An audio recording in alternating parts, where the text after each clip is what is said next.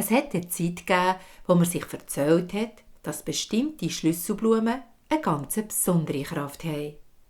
Wer so eine besondere Schlüsselblume findet, erwartet ein grosses Glück. Es ist Frühling. Ein Schäfer treibt seine Schafe über eine wunderschöne Frühlingswiese. Er zieht mit diesen Schafen von einem schönen Ort zum anderen. Die Wiesen sind voll mit saftigen jungen Pflanzen und die Pflanzen tragen viel Kraft in sich. Der Schäfer weiss um die wohltuende Kraft und isst darum vom einen oder anderen Kräutli, das er kennt, um sich zu stärken. Die Kräutli sind so schmackhaft und voller Lebenskraft. Ich liebe es, wenn die Natur wieder voll in seine Kraft kommt, strahlt der Hirt und schaut zufrieden in der Gegend umeinander.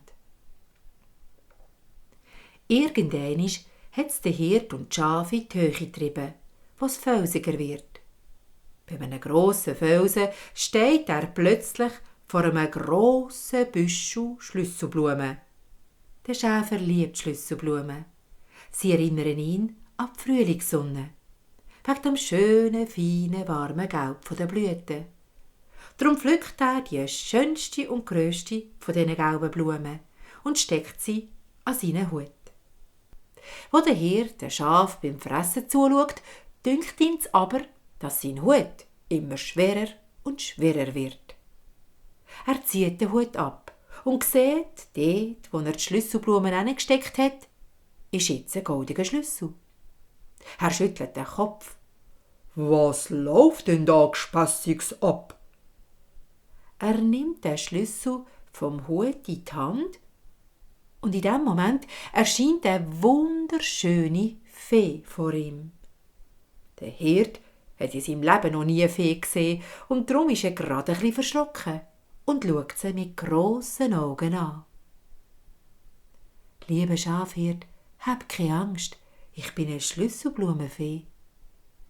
Nach diesen Worten schaut er die Fee an, dann den goldenen Schlüssel aus seiner Hand und dann wieder die Fee. Nach dieser kurzen Pause redet die Fee weiter. Der goldene Schlüssel in deiner Hand bringt dir grosses Glück.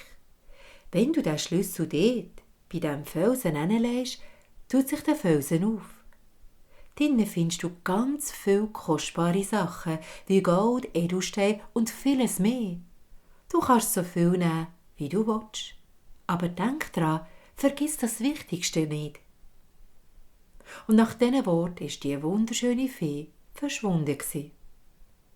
Der Hirt war ganz durcheinander, reibt sich die Augen und weiss gar nicht, ob er jetzt träumt oder ob das wirklich gerade passiert ist, was er gehört und gesehen hat. Auf das aber steht der Hirt auf und legt den Schlüssel dort hin, wo die Fee ihm gezeigt hat. Und tatsächlich, in dem Moment tut sich der Felsen ganz weit auf und der Hirt geht gewundrig hinein. In dieser Höhle war es hell. Der Hirt ist aus dem Staunen gar nicht mehr rausgekommen. Im Inneren dieser Höhle hat es tatsächlich glitzert und glänzert vor lauter Gold, Edelstein und anderen Kostbarkeiten. Genau so, wie es die Fee gesagt hat. Der Hirt hat nach einem Moment Staunen seinen Mantel ausgezogen und an den Boden gelegt, so dass er mit seinen Händen sorgfältig hätte können, sich von dem Reichtum bedienen. So, das langt, sagt er leisig zu sich, nachdem er einen kleinen Teil von dem grossen Schatz in seinen Mantel gelegt hat. Sonst kann ich kein Bündel mehr machen mit dem Mantel. Und als Bündel kann ich den Schatz praktisch aus der Höhle tragen. Und der Hirt macht ein Bündel daraus und lüpft den schweren Schatz auf die Schultern und läuft damit aus der Höhle. Hinter ihm hat sich der Felsen wieder langsam geschlossen. Der Hirt war noch so durcheinander von all dem, was gerade passiert ist, dass er den goldenen Schlüssel beim Felseingang ganz vergessen hat.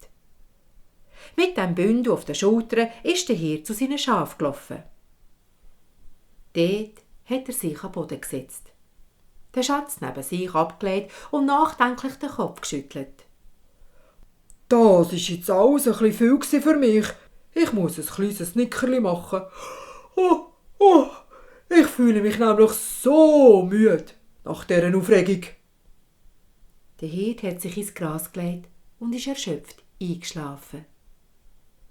Nachdem er wieder verwacht ist das Bündel mit all diesen Kostbarkeiten immer noch neben ihm gelegen. So hat er gewusst, dass er all das nicht geträumt hat, sondern wirklich passiert ist.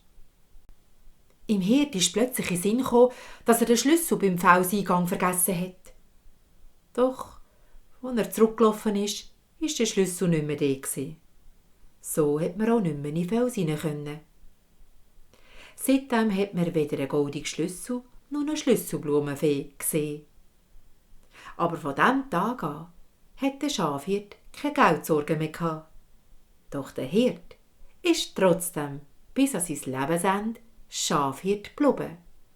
Denn für ihn hat es nichts Schöneres gegeben, als bei seinen Schafen zu bleiben und mit ihnen in der Natur umzuziehen.